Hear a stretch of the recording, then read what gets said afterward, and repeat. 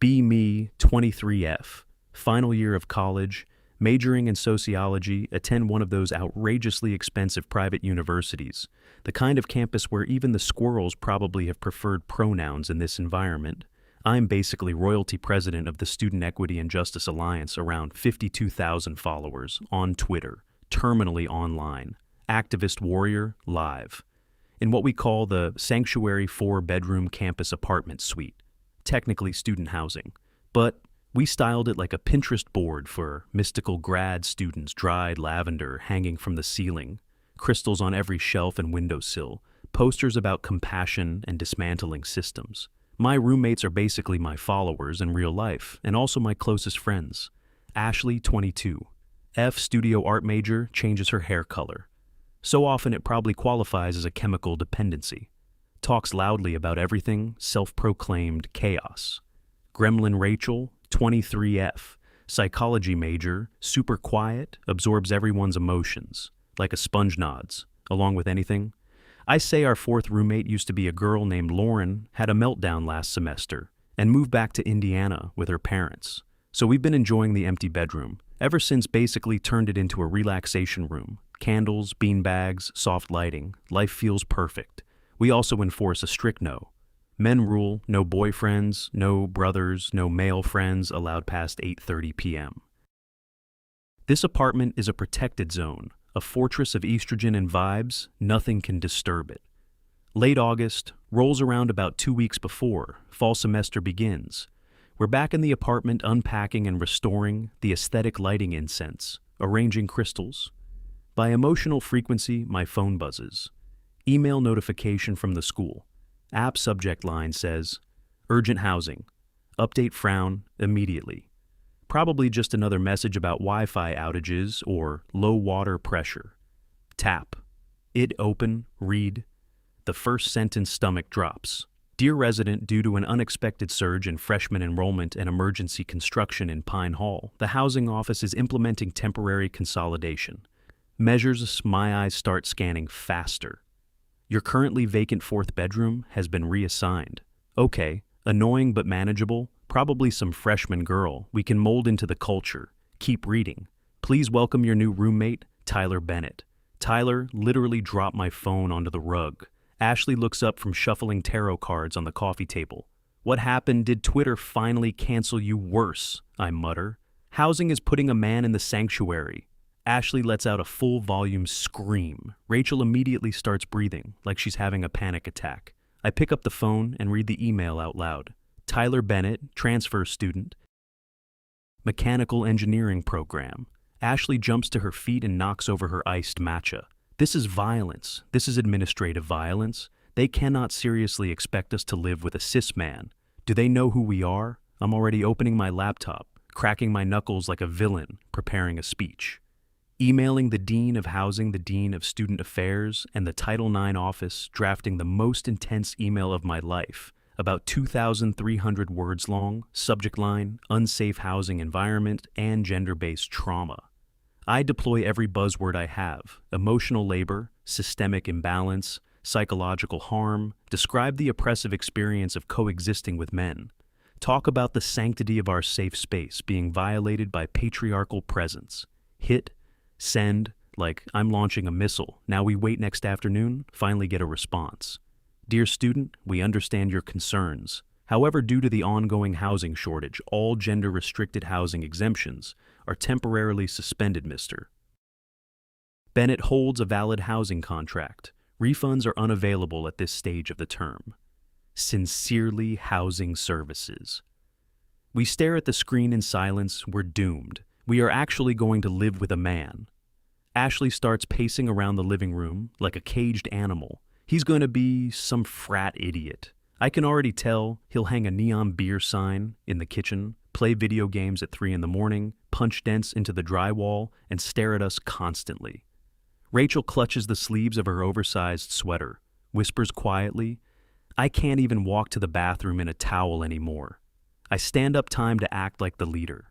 Listen, I say, trying to sound like a revolutionary commander. We can't stop him from moving in, but we can absolutely make him regret it.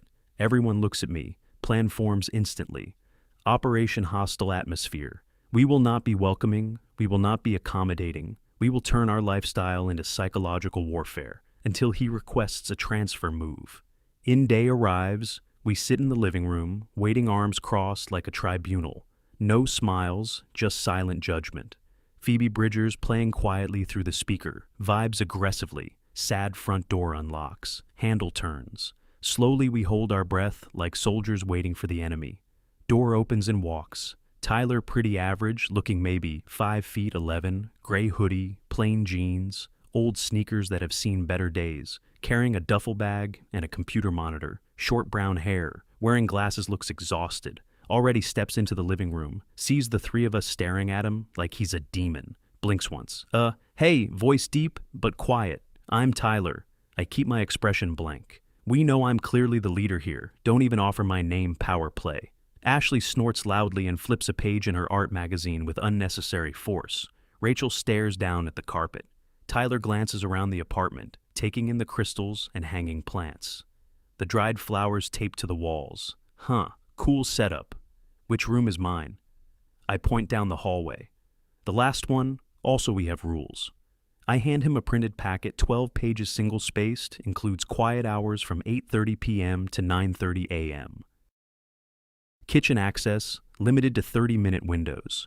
Toilet seat must always remain down, with lid-closed guests require 48-hour written notice and unanimous approval.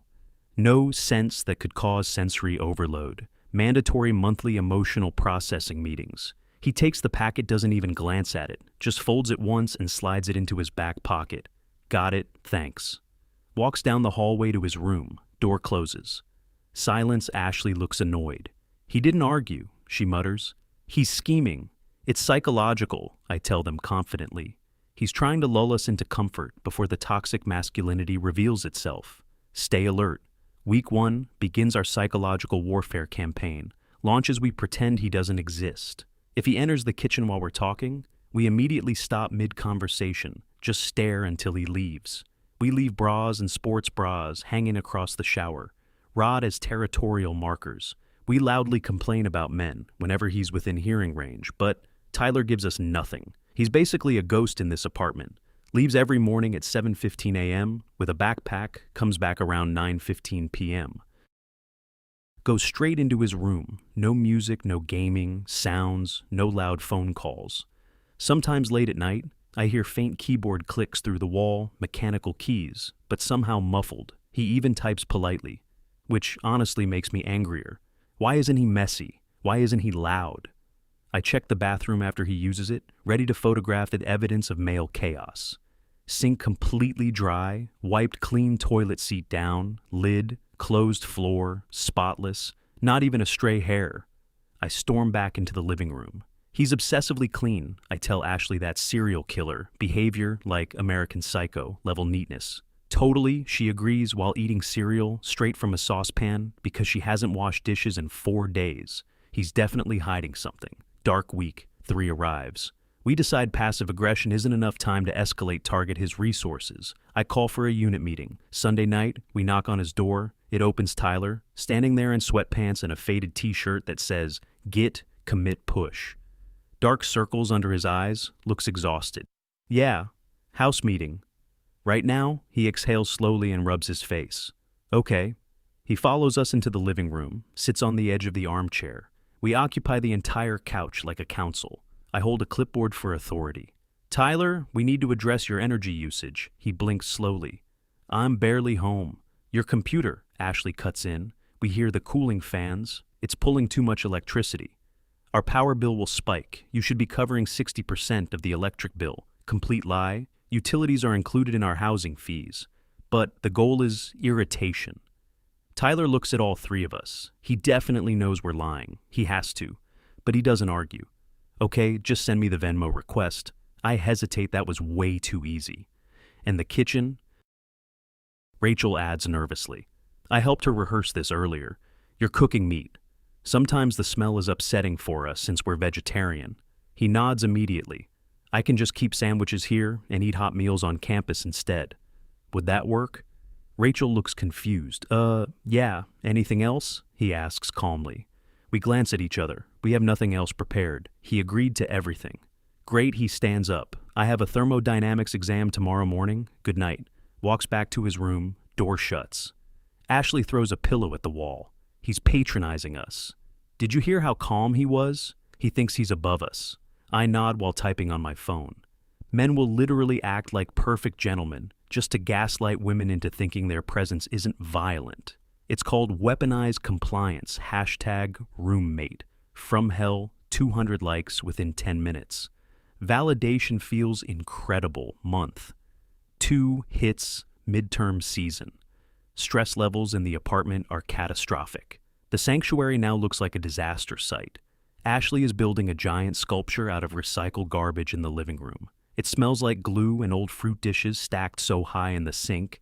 The faucet is unusable, trash bags leaking on the kitchen floor. I'm drowning in assignments writing my thesis on patriarchal symbolism in independent coffee shop culture, drinking 4 iced Americanos a day. My hands literally shaking from caffeine. Rachel is failing, statistics cries on the floor almost daily. Tyler is the only stable element in the apartment. He moves through the mess like a silent ninja. Never complains, never touches our things, just quietly navigates around the chaos. One Tuesday I come home from a lecture completely defeated.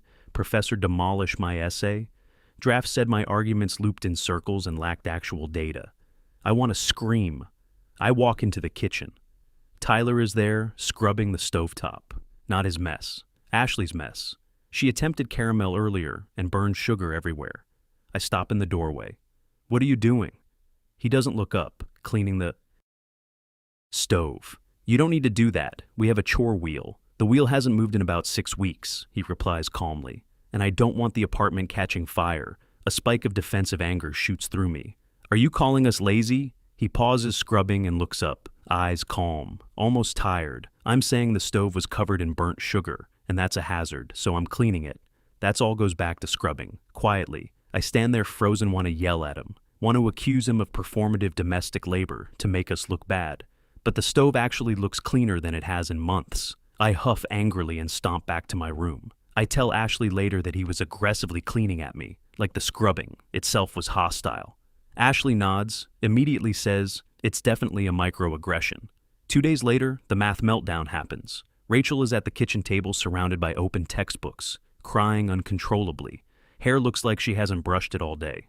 She's breathing too fast. I don't get it, she gasps. I'm going to fail this class. My parents will cut off my tuition money. I can't do this. I'm on the couch scrolling TikTok. Just tell the professor the course structure is ableist.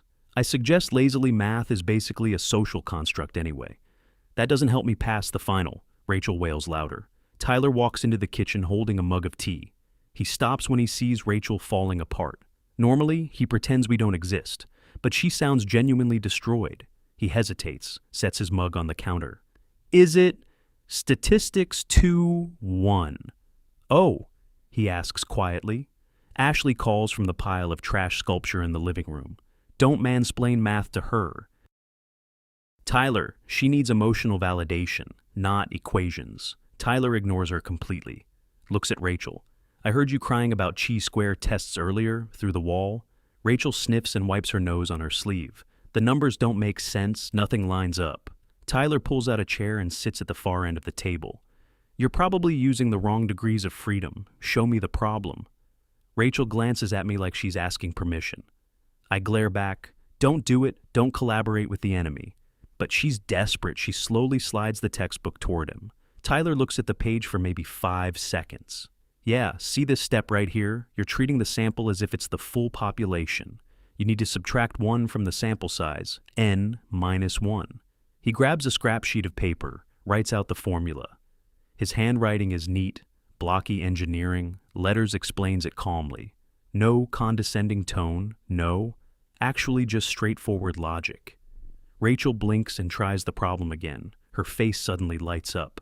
Oh my God, it worked. Tyler stands immediately. Cool, good luck with the rest. Picks up his tea and disappears into his room. Rachel keeps staring at the closed door. He just saved my grade. I stand up quickly. He's buying your loyalty. I snap classic manipulation.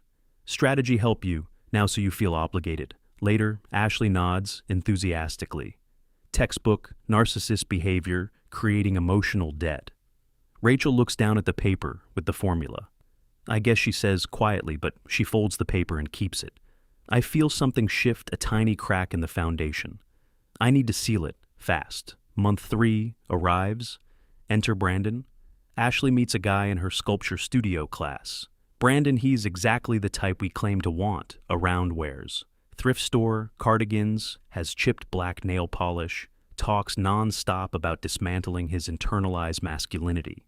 The ultimate soft boy, Ashley starts bringing him over, constantly technically violating the no men rule, but we allow it, because Brandon is an ally. Soon he's basically living here. He's incredibly annoying, smokes clove, cigarettes on the balcony. Housing sends us a warning email about the smell. He eats our food without asking. Property is theft, he jokes while spooning my expensive coconut yogurt, straight from the container, one night around 10:30. Tyler comes home, late, looks completely drained, probably library all night.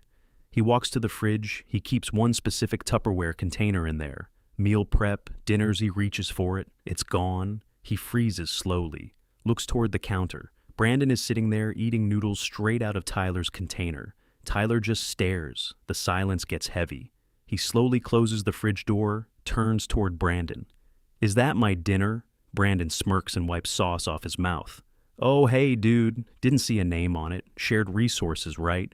We all live together. Ashley giggles. Don't be possessive, Tyler. Food should be communal.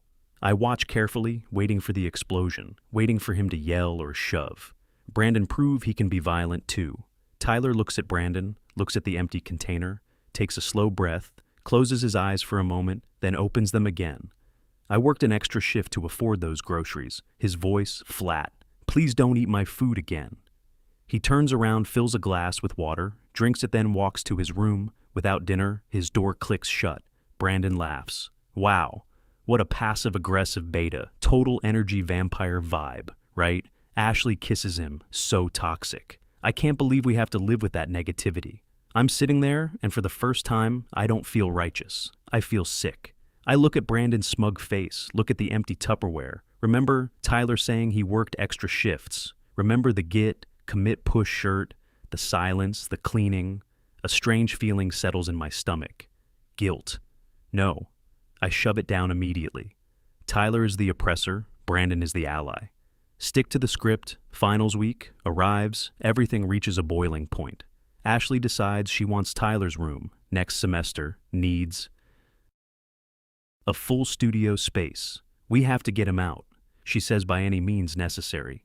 She comes up with the plan, false report.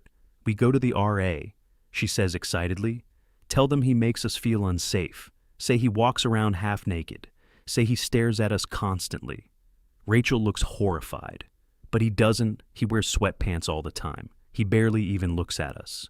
It's about my truth. Ashley insists I feel watched. My spirit feels observed. That is valid. I hesitate. I'm literally a sociology major. I understand what accusations like that can do to someone's record. I know how serious it is, but Ashley is my closest friend, and the narrative has to stay intact. Okay, I say quietly, but we don't invent specific incidents. We just describe a hostile atmosphere. Fine. Ashley shrugs, but I'm stretching the truth a little for the cause. We file the complaint phrases like intimidation and aggressive nonverbal behavior. We even mention the computer fans and excessive power usage. 3 days pass. Knock on the door, it's the RA and the building director, both wearing serious expressions. Ashley is covering a smirk with her hand. Tyler opens the door, he's holding a toothbrush. Can I help you? Tyler Bennett, the director asks. We've received several complaints about your conduct in this apartment. Allegations of intimidation and creating a hostile living environment. Tyler freezes for a second, looks past them, looks at us sitting on the couch pretending to read. He doesn't look angry, just tired, almost disappointed. I see, he says. We need to talk about this, the director continues. These accusations are serious. Tyler nods slowly. Okay, before we talk, can I show you something? The director frowns. What exactly? I have a dash cam attached to my monitor. Tyler explains it, records my room and the hallway entrance continuously. When motion triggers it, I set it up because he glances at us briefly. I was worried about my equipment. Ashley's smirk disappears instantly.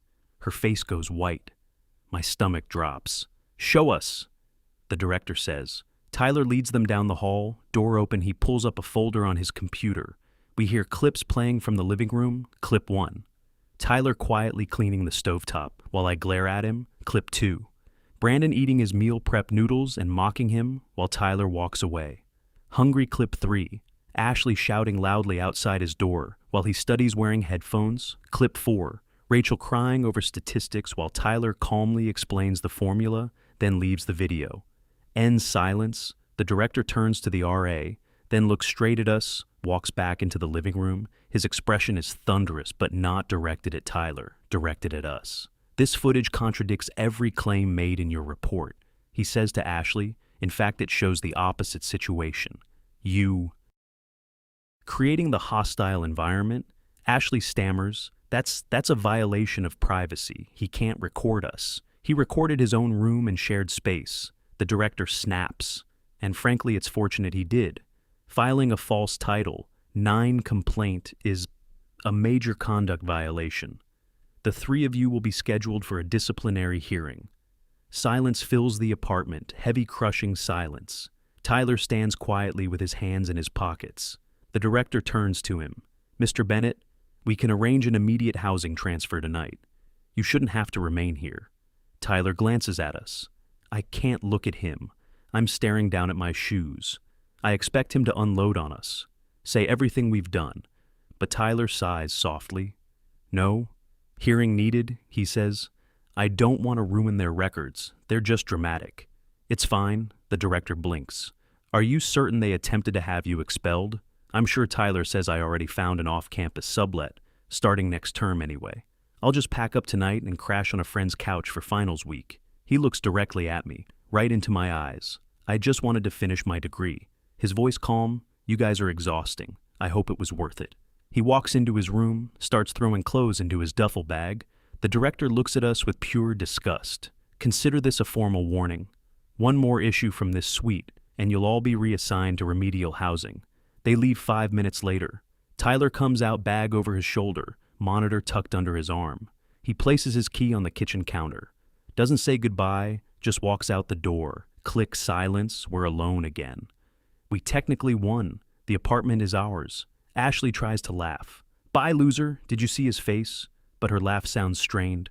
Rachel is quietly crying. He didn't report us, she whispers. He could have destroyed us.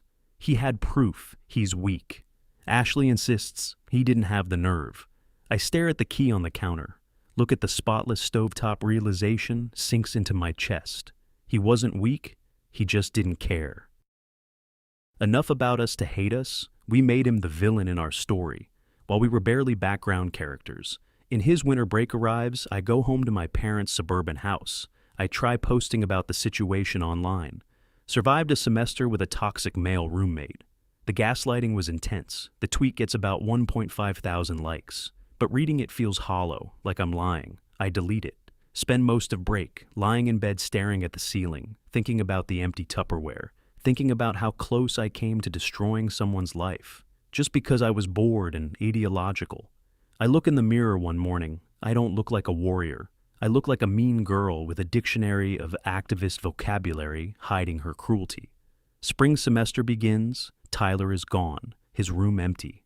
Ashley converts it into her art studio, paint everywhere, turpentine fumes filling the apartment. Without Tyler as our shared enemy, everything changes. The apartment collapses into filth, without him quietly taking trash out. It piles up everywhere, fruit flies. Appear then cockroaches. Ashley refuses to clean. I'm an artist, she screams. My time isn't for scrubbing floors. That's capitalist conditioning. I try enforcing the chore wheel. She calls me internally. Patriarchal, uses my own language against me. Gaslights me about whose turn it is. Brandon is practically living here. Now he's unbearable, borrows money and never repays it. Mansplains sociology concepts to me. Clogs the toilet and leaves it.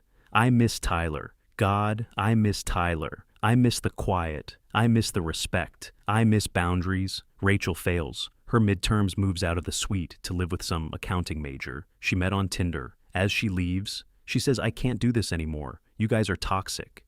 She uses the word against us. It stings. Ashley and I barely talk anymore.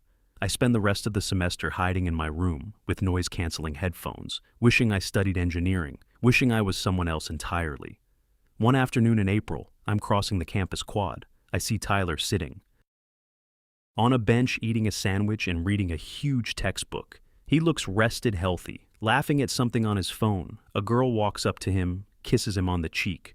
She looks normal, kind. They smile at each other. I stop walking, feel an urge to go apologize, to say, I'm sorry, I treated you like garbage. You were actually the best roommate we had. I take one step forward. Tyler looks up. Our eyes meet. I freeze, waiting for anger or disgust. He just looks away, turns back to the girl, keeps talking like nothing happened. Complete indifference. I'm not even a blip in his world, just a bad memory. He already deleted. That hurts more than hatred. I realize I'm not the main character in anyone's story. I'm just an NPC who made someone's semester annoying. I walk away feeling small, humble. I return to the dirty apartment. Ashley is screaming at Brandon about his aura being toxic. I close my bedroom door. Graduation day. I walk across the stage holding my sociology diploma. Summa cum laude. It feels heavy, pointless. I see Tyler's name in the program too. Mechanical engineering, magna cum laude. He already accepted a job at a huge aerospace company. I looked him up on LinkedIn. Once he's going to design rockets or something. I'm moving back into my parents' house, applying for unpaid nonprofit internships. Ashley never graduated, failed 2 classes because deadlines oppressed her creativity. Brandon cheated on her with a freshman present day. I'm 24, working as a barista at an indie coffee shop. Ironic considering my thesis topic living in my childhood bedroom, still paying student loans for a degree that basically trained me to complain professionally. Sometimes groups of college girls come into the shop, tote bags, buttons loud, conversations about men. I overhear one of them say, our new roommate is a guy. It's literally violence. Let's ruin him. I want to say something, warn them, but I don't. I just steam. The milk, pour latte, art, call out the order. Oat milk latte for Ashley. She grabs it without looking at me, keeps ranting as. They leave. I check my phone afterward. Open Instagram. Tyler appears in the people you may know section. He's engaged to the girl from the quad. They just bought a house together. He looks happy, settled at peace. I scroll my own feed, infographics about trauma, angry reposted tweets, filtered selfies. I block him, not because I hate him, but because seeing him reminds me of everything I'm not. I wipe down the counter, carefully, perfectly clean, just like he used to do.